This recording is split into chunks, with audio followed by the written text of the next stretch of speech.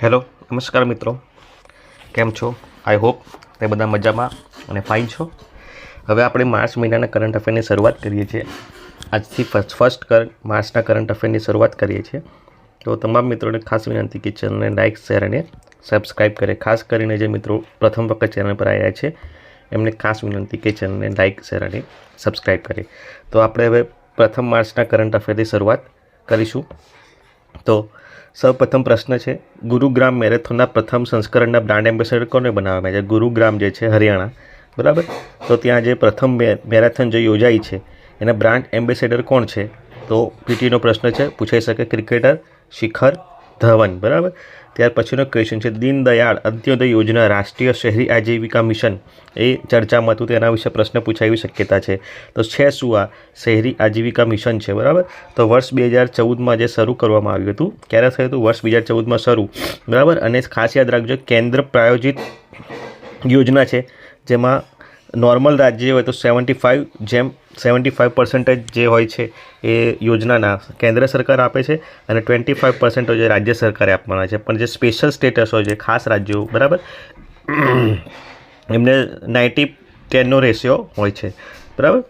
અભ્યાસ તથા શહેરી ગરીબ ઉપશમન મંત્રાલય કૌશલ વિકાસ માધ્યમથી સ્થાયી આજીવિકાના અવસરમાં વૃદ્ધિ કરવી. એનો હેતુ શું છે? પૂછાઈ શકે એવો છે. તો કૌશલ વિકાસના માધ્યમથી સ્થાયી આજીવિકાના અવસરમાં વૃદ્ધિ કરવી, બરાબર. એટલે નામથી જ ખબર પડે છે કે આજીવિકા મિશન છે.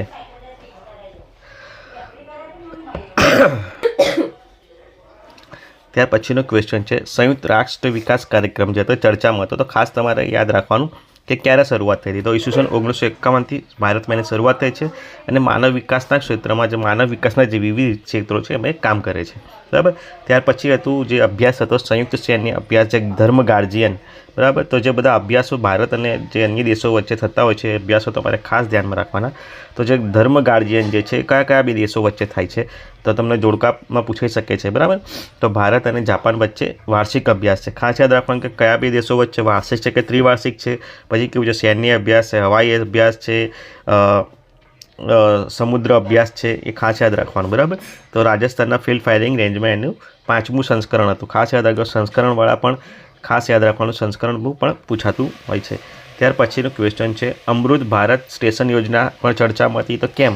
તો વર્ષ 2023માં એને લોન્ચ કરવામાં, એટલે વર્ષ 2024માં એનું એક વર્ષ પૂરું થયું છે. અને કોના દ્વારા? તો રેલ મંત્રાલય દ્વારા. અને તેનો મુખ્ય હેતુ શું હતો? તો ભારતના જે 1309 સ્ટેશનો છે એને પુનઃ રીડેવલપમેન્ટ કરવાની યોજના હતી. એટલે એમાં આધુનિકીકરણ કરવાની યોજના હતી. તો ખાસ પૂછાય છે કે અમૃત ભારત સ્ટેશન યોજના શું હતી? તો નામ પરથી જ ખબર પડી જાય છે.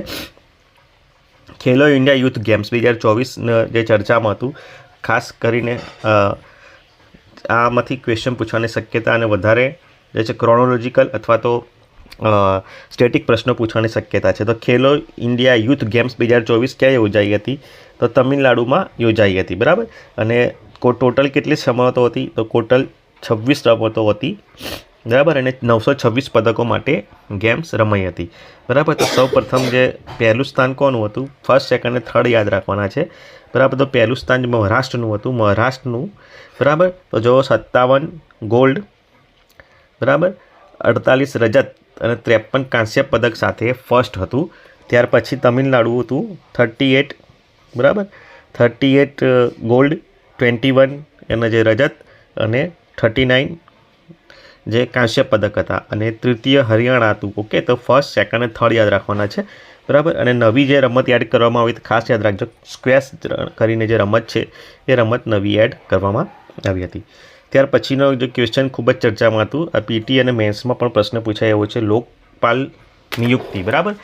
લોકપાલની નિયુક્તિ થઈ તો એના લીધે લોકપાલ ચર્ચામાં હતું. લગભગ 1-1.5 વર્ષથી લોકપાલનું જે પદ હતું એ ખાલી હતું, બરાબર. એને હવે નવા જ જે નિયુક્તિ કરવામાં આવી છે એના કારણે ચર્ચામાં હતું. તો તમારે ખાસ યાદ રાખવાનું છે કે AM ખાનવિલકર જે છે પૂર્વ જસ્ટિસ, એમને લોકપાલના અધ્યક્ષ બનાવવામાં આવ્યા છે. અને અન્ય 3 મંત્રીઓ પણ છે, અન્ય 3 સદસ્યો પણ છે, જેમાં લિંગમ નારાયણ સ્વામી, સંજય યાદવ અને ઋતુરાજ અવસ્થી. ખાસ યાદ રાખજો, 1+4. હવે લોકપાલ શું છે? તો એક નિકાય છે, બહુ સદસ્ય એટલે એકથી વધારે સદસ્યો છે એમાં, બરાબર.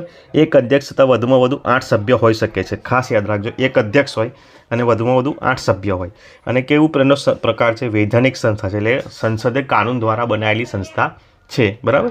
સંવૈધાનિક સંસ્થા એટલે જે સંવિધાનમાં જેનો ઉલ્લેખ દાખલા તરીકે ઇલેક્શન કમિશન હમણાં ચર્ચામાં છે, તો ઇલેક્શન કમિશન સંવિધાનિક સંસ્થા છે, બરાબર.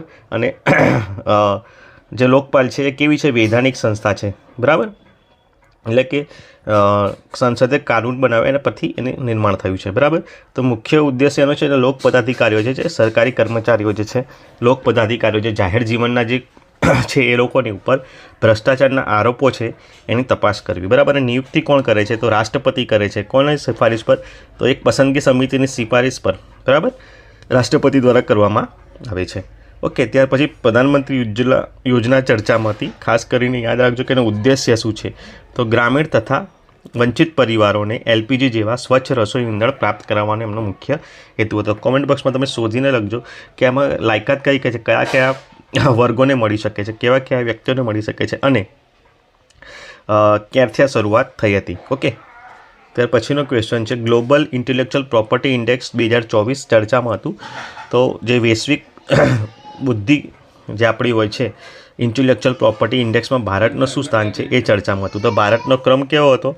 42 હતો out of 55 countries. Okay, 42 out of 55 countries. Last year પણ ભારતનો આ જ ક્રમ હતો, બરાબર. અને કોણ એને બહાર પાડે છે? યુએસ ચેમ્બર્સ ઓફ કોમર્સ દ્વારા પ્રકાશિત કરવામાં આવે છે. ખાસ કરીને યાદ રાખો કોના દ્વારા પ્રકાશિત કરવામાં આવે છે અને કયું સંસ્કરણ હતું? 12મું સંસ્કરણ હતું. ઓકે, કેટલામું સંસ્કરણ હતું? 12મું સંસ્કરણ હતું. 2012થી શરૂ, એટલે એક વાર્ષિક સંસ્કરણ છે. અને ટોપ 3 યાદ રાખવાનું તમને કહે તો ટોપ 3 કયા કયા છે? ખાસ યાદ રાખજો, ટોપ 3માં યુકે, યુએસએ અને ફ્રાન્સ છે. ઓકે, ભારતનો 42 નંબર છે. લાસ્ટ છે પેરુમાં સ્વાસ્થ્ય ઇમરજન્સી, જેમ ઇમરજન્સી ઘોષિત કરવામાં આવે છે. અહીંયા કેવું છે? સ્વાસ્થ્ય ઇમરજન્સી. શેના કારણે? તો ખાસ યાદ રાખજો કે ડેન્ગ્યુ, બરાબર, ડેન્ગ્યુના કારણે, બરાબર, 2 માસમાં 31,000 કેસ આવે. જાન્યુઆરીથી ત્યાં સ્થિતિ ખૂબ જ કથળી ગઈ છે અને 31,000 જે કેસો ડેન્ગ્યુના આવે છે, એના કારણે આપાતકાળની સ્થિતિ ઘોષિત કરી છે.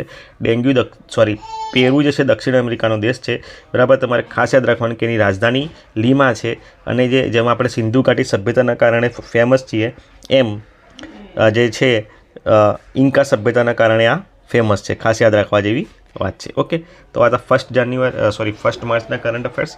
તમામ મિત્રોને વિનંતી કે લાઇક, શેર અને સબસ્ક્રાઈબ કરે અને વધુમાં વધુ લોકો સુધી પહોંચે અને તમારા સજેશન પણ કોમેન્ટ બોક્સમાં જણાવતા રહેજો. Thank you very much.